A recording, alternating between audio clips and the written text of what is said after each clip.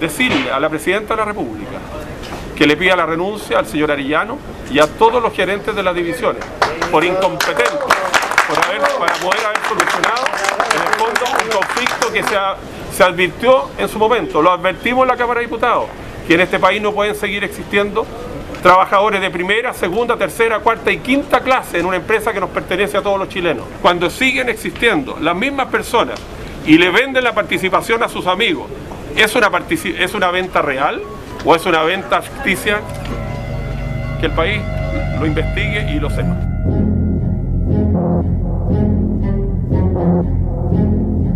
Nosotros queremos que hay una serie de situaciones absolutamente irregulares que están ocurriendo al interior de la empresa, partiendo por la indecisión del señor presidente ejecutivo en cuanto a cumplir con los compromisos acordados respecto del acuerdo marco que llegó hace 7 meses con los trabajadores contratistas.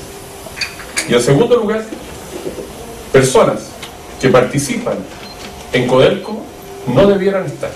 Me refiero específicamente al vicepresidente de Servicios Compartidos, el hermano de la ministra Barría, don Daniel Barría, que él ha sido el negociador con los subcontratistas por Codelco, pero por otro lado, él es socio de una empresa que hasta la fecha del año 2005 tenía negocios, se llama Araward Person, tenía negocios con Codelco por alrededor de 25 o 26 millones de pesos. El señor Daniel Barría ingresa a Codelco el 1 de julio del año 2006. Y el 16 de julio del 2006 se le asigna a su empresa un contrato por más de 6.400 millones de pesos. Y completa ese año con 7.600 millones de pesos. Me refiero a la empresa Araward Person. El año 2006, estoy hablando del 2006, perdón, y el año 2007 se le asignan 1.425 millones de pesos. Es decir, la empresa del vicepresidente de Servicios Compartidos, del año 2000 a la fecha, ha recibido o ha tenido contratos con Codelco por más de 10.000 millones de pesos. ¿Qué dice la normativa interna de Codelco? Y se la leo textual, que la tengo aquí. La normativa interna de Codelco dice claramente de que el presidente ejecutivo, los vicepresidentes, donde está el señor Barría, y los gerentes divisionales no pueden tener participación como en calidad de socio, accionista o cualquier circunstancia de mantener cualquier otra relación de propiedad o relación profesional con empresas que negocian habitualmente con Codelco. Bueno, quiero ratificar como ex funcionario y ejecutivo de Codelco durante 18 años que efectivamente el grave problema que hoy día tiene Codelco y sus ejecutivos superiores es la inmoralidad en que no pueden estar en dos partes, es decir, conduciendo una empresa para todos los chilenos y a la vez estar con empresas relacionadas que hace poco vimos en un diario de carácter nacional en que se llevaron 600 millones de dólares. Eso no puede ser. Yo creo que la señora presidenta tiene que tomar carta en el asunto. El problema no son los trabajadores, ni de planta, ni los trabajadores contratistas.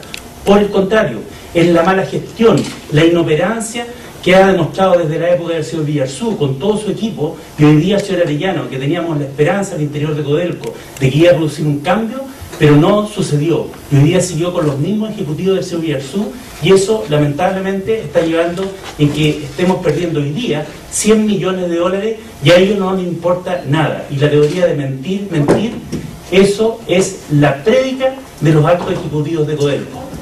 Por eso le pido a la señora presidenta que tome carta en el asunto, que vea la corrupción al interior de Codelco, vea las frambuesas que hay de cobre al interior de Codelco.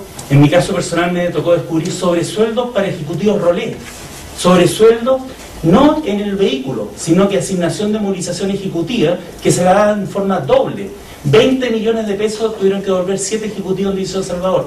250 millones de pesos están devolviendo actualmente 14 ejecutivos rolé de Codelco Norte. Y actualmente también se me ha informado que en División Salvador se volvieron a dar asignación de movilización. ¿Qué autoridad tiene el señor Ricardo Álvarez en el División Teniente? Cuando yo presencié cómo se ponen de acuerdo para cambiarse los bonos millonarios, arreglándose el precio del molibdeno, y con eso a final de año, después que haya transcurrido todo el año, se cambia el precio del molibdeno y se dan bonos millonarios. Eso no tiene autoridad ética ni moral y no pueden estar en mesas negociadoras, y menos reprimiendo psicológicamente a los trabajadores contratistas. Por eso apoyo plenamente lo que están haciendo los parlamentarios de la UDI y agradezco a este partido y a Renovación Nacional por lo que van a hacer en la Cámara de Diputados, porque la corrupción al interior de Codelco ya se está volviendo caótica. Los trabajadores por miedo no hablan. Yo pedí ir a la comisión investigadora, al mes me echan de mis funciones, me despiden con una carta y con 3 ejecutivos dentro de mi oficina, pero esta es una lucha de 8 años. Por ello, lo que pido es que haya máxima gestión, transparencia al interior de Codelco, y por eso estamos luchando. Muchas gracias. ¿Alguna consulta? ¿Usted se ha enterado de esta doble militancia de este ejecutivo? Sí, claro. ¿Y lo denunció en su momento? No, lo que pasa es que yo las veces que denuncié, para que ustedes sepan, es que yo terminé en un contenedor en el norte. En el 2004, por el hecho de ir denunciando distintas anomalías, me mandan al contenedor durante 2 meses y medio, al medio del desierto, sin hacer absolutamente nada. Este tema del señor Barría viene particularmente del año 2006, cuando se inicia, empieza a llegar la primera información.